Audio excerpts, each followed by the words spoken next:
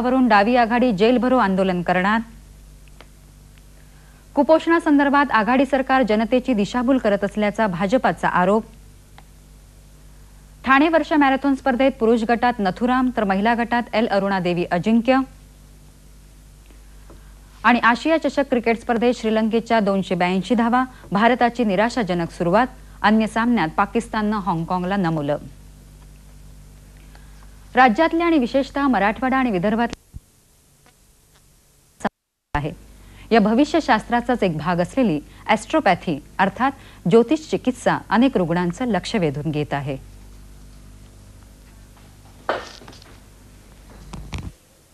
पोवळे आणि मोतींपासून तयार केलेली माळ घालून कुठलाही आजार बरा करता येतो यावर काहींचा विश्वास बसणार नाही।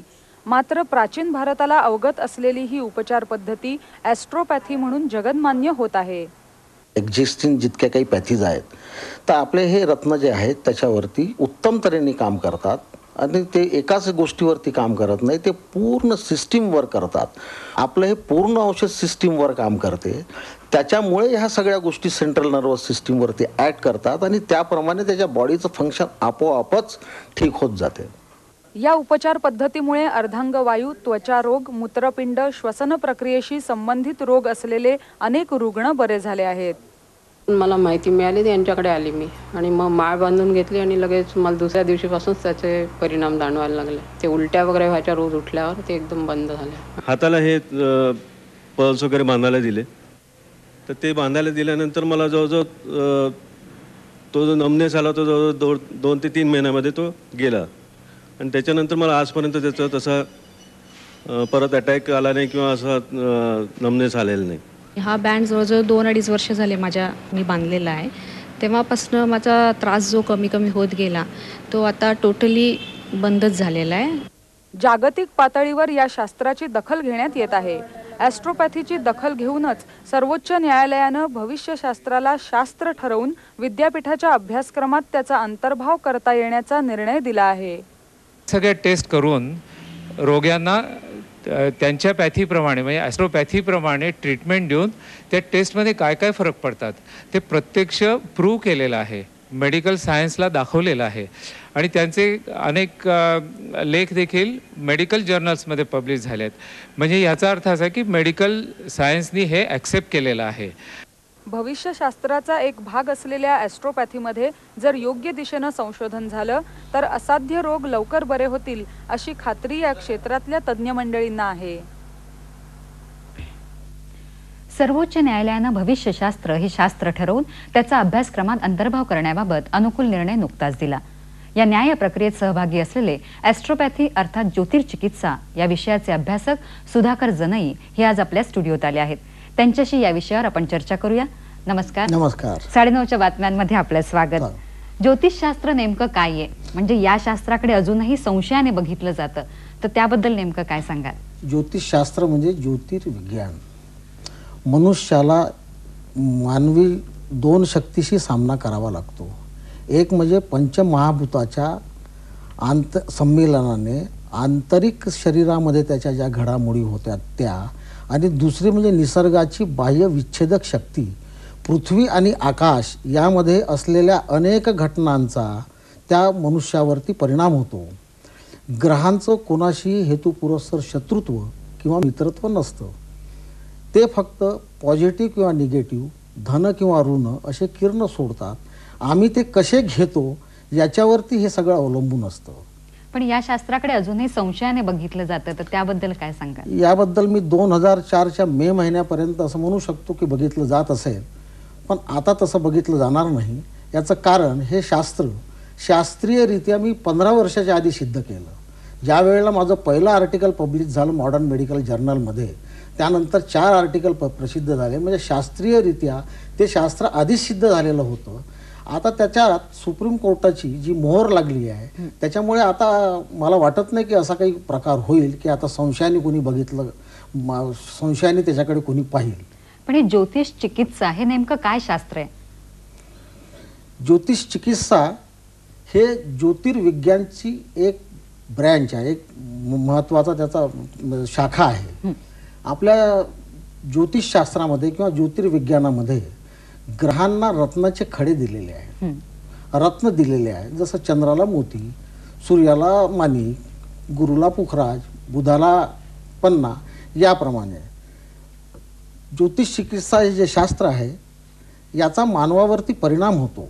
याचं महत्त्वाचं कारण की जसा हा पन्ना आहे तर हा फक्त 7 रंगापैकी त्या बुधाचीच किरणं आपल्यात घेतो आणि त्याप्रमाणे तो निगेटिव्ह पॉझिटिव्ह जे काही असेल, पॉझिटिव्हला मदत करतो आणि निगेटिव्हला नलिफाय करण्याचा प्रयत्न करतो आणि त्याप्रमाणे आपलं शरीर हे व्यवस्थितरित्या काम करायला लागतं. पण हे रत्न मानवी शरीरावर कसा काय परिणाम करतो? परिणाम आता तुम्ही आता हे जे प्रक्षेपण करताय, तुमचं प्रक्षेपण बरोबर आहे, माझ्या घरचा TV संच पण बरोबर आहे, पण मला चित्र दिसत नाही बरोबर, आवाज तुमचा येत नाही. त्याच्यातलं कारण काय होतं की आमचा अँटेनाची डायरेक्शन बदललेली आहे. तेवढा आम्ही अँटेना बरोबर केल्याबरोबर चित्र बरोबर दिसायला लागतं, आपला आवाज बरोबर येतो. त्याचप्रमाणे रत्न धारण केल्यावरती शरीरात जे काही इम्बॅलन्स झालेलं आहे ते बॅलन्सिंग व्हायला लागतं आणि शरीर सुरळीतपणे कार्य करायला लागतं. म्हणजे शरीरातली भूक, तहान आणि या गोष्टींवर त्याचा परिणाम होतो का? रत्नाचा मानवी शरीरावरती जो परिणाम होतो तो त्याचा पहिल्यांदा नर्वस सिस्टीमवर परिणाम होतो. रत्न वापरायच्या आधी त्याला त्याची भूक माहिती असते, त्याला त्याची झोप माहिती असते, त्याला त्याची लघवी माहिती असते, त्याला त्याची तहान पण माहिती असते आणि शिंका येत असेल तर त्या शिंका पण माहिती असतात. जवळपास प्रत्येक माणसाला काही रोज शिंका येत नाहीत, पण एखाद्याला जर 25 येत असतील तर हे रत्न वापरल्यावरती नर्वस सिस्टीमवर परिणाम होऊन, कारण की या रत्नाचा पूर्ण सिस्टीमवर परिणाम होतो, तो कुठल्या एका विशिष्ट रोगावर होत नाही. तर या रत्नामध्ये रत्नाच्या वापराने नर्वस सिस्टीमवरती परिणाम झाल्यामुळे त्याचं फंक्शनही बरोबर व्हायला लागतं. त्याचे जे सिग्नल बरोबर जात नाही ते सिग्नल बरोबर जायला लागतात. सिग्नल बरोबर गेल्याबरोबर आणि सिस्टीमवर परिणाम झाल्याबरोबर त्याची जी भूक रत्न घालायच्या आधी होती ती तशी तशी राहत नाही, त्याची तहान तशी तशी राहत नाही, त्याची लघवी तशी तशी राहत नाही आणि त्याची झोप पण राहत नाही. कारण की या शरीरात असणाऱ्या ह्या मूलभूत गोष्टी बदलतात, पर्यायाने मूलभूत शरीर बदलतं, म्हणून त्या रोगावरती परिणाम होतो ज्याला आपण असाध्य ठरवलेला आहे. पण या नेमका शास्त्राचा आपण अभ्यास कसा काय केला? आता प्रश्न असा आहे की 5 रुपयाचा पिवळा काच आणि 5,000 रुपयाचा पुखराज दिसण्यात दोन्ही सारखे दिसतात. त्याच्यामुळे पहिल्यांदा मला हे रत्न काय आहे हे समजून घ्यावं लागलं. त्याकरता मी Indian bureau of mines, geological survey of India, minerals exploration corporation आणि इन्स्टिट्यूट ऑफ नागपूरचं इन्स्टिट्यूट ऑफ सायन्स मध्ये जाऊन या रत्नाच्या सगळ्या तपासण्या करून त्याची अद्ययावत माहिती गोळा केली. आता हे अद्ययावत माहिती गोळा केल्यावर मला हे रत्न जे आहे हे असाध्य रोगावर वापरायचे होते, जे रोग बाकी लोक ठीक करतात.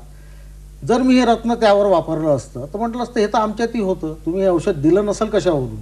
म्हणून त्यांनी जे टाकलेले पेशंट आहेत, त्यांनी जे सोडलेले पेशंट आहे की आता आम्ही हे बरे करू शकत नाही, अशा रोगांवरती मी त्याचा प्रयोग सुरू केला. प्रयोग म्हणण्यापेक्षा सुरुवातच केली त्याची. आणि त्या सुरुवात करताना असं दिसलं मला की मी त्या रत्नाचा उपयोग करायला लागलो असाध्य रोगावरती आणि त्याच्यामध्ये चमत्कारिक फरक दिसायला लागला जो तुमच्या समोर आताही आहे. पण ॲस्ट्रोपॅथी आणि इतर पॅथी याच्यामध्ये काय फरक सांगाल आपण? ॲस्ट्रोपॅथी आणि इतर पॅथीमध्ये फार मोठा फरक आहे. आजपर्यंत जगात जितके पॅथीज अवेलेबल आहेत किंवा अस्तित्वात आहे त्या सगळ्या पॅथीनी रिस्ट्रिक्शन सांगितलेले आहेत आणि जोपर्यंत रिस्ट्रिक्शन या विश्वात आहे तोपर्यंत क्युअर शब्द कधीही येणार नाही. Restriction is equal to control हा शब्द येईल. पण ॲस्ट्रोपॅथी ही नैसर्गिक तत्वावर आधारित असलेली पॅथी आहे. माणसाने पहिलं सीड जे टाकलं आहे, गहू, तांदूळ, डाळ, बटाटा इत्यादी इत्यादी, हे मला वाटत नाही की कोण्या माणसाला माहिती आहे कोणी टाकलं आहे. हे निसर्गाने टाकलेलं आहे, मला परमेश्वराने टाकलं आहे. त्याच्यामुळे आपल्याला अधिकारच नाही ते बंद करायचा परमनंटली, कारण की ते माणसाच्या उपयोगाकरता, त्याच्या स्वास्थ्याकरताच ते सगळं नैसर्गिकरित्या टाकलं आहे. म्हणून ॲस्ट्रोपॅथी, ज्योतिष चिकित्सा कधीही कुठल्याही प्रकारचे बंधनं घालत नाही. माझ्या पॅथीचं स्वतंत्र अस्तित्व आहे. ते जर स्वतंत्र अस्तित्व नसतं तर डायबिटीज किंवा मधुमेहवाल्याला मी साखर खाऊन, तुम्ही आर्टिकल दाखवला आहे आता, साखर खाऊन बरा केला नसता किंवा जुनाट रोग जो आहे रुमॅटॉइड आर्थरायटिसचा, संधिवाताचा, त्याला बरं केलं नसतं, आंबट खायला सांगितलं नसतं. नाही, पण रत्न घातल्यास भाग्य बदलतं असा एक समज आहे, तर त्याबद्दल काय सांगाल? रत्न घातल्यावरती भाग्य बदलण्याची ही रिलेटिव्ह टर्मिनॉलॉजी आहे. प्राचीन ऋषीमुनींनी, आता हे तर मी प्रमाण सिद्ध करून दाखवलं आहे म्हणून बोलतो, सर्वसाधारण माणसाला तर असंच सांगावं लागेल ना, हे घाल तुझं सगळं बरोबर होईल, तुझं भाग्य बदलेल.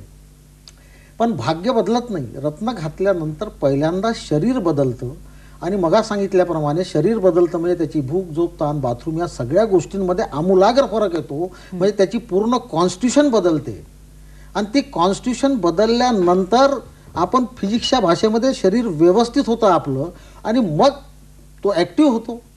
त्याप्रमाणे मग ती भाग्य बदलते, त्याप्रमाणे भाग्य बदलतं. पॉझिटिव्ह रेजचा उपयोग त्याच्यामध्ये, पॉझिटिव्ह रेजचा उपयोग पण त्याच्यात होतो. वैद्यक शास्त्राने एखाद्याला शस्त्रक्रिया सांगितली तर आपण शस्त्रक्रिया न करता त्या रोग्याला बरं करता. आता असं आहे, तुम्ही ह्या केसेस इथं दाखवलेल्या आहेत का युट्रस काढून टाका. ते युट्रस काय काढून टाका की हेवी ब्लिडिंग होत होतं. मी म्हटलं बा हे हेवी ब्लिडिंग मी बंद करून देतो माझ्या औषधांनी, म्हणजे युट्रस काढण्याची गरज काय.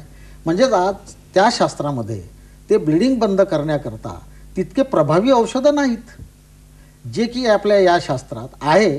आणि अशा 2-3 केसेस तुम्ही आताच दाखवलेल्या आहेत की ज्याला शस्त्रक्रिया सांगितली आणि त्याच्यानंतरही ते 25 वर्षापासून 20 वर्षापासून आजही व्यवस्थित आहेत. आता तर काही कारणच नाही शस्त्रक्रिया करण्याची. धन्यवाद सुधाकरजी, आपण इथे आलात आणि ॲस्ट्रोपॅथी या शास्त्राविषयी आम्हाला सांगितलं, त्याबद्दल धन्यवाद. धन्यवाद. यानंतर इतर बातम्या.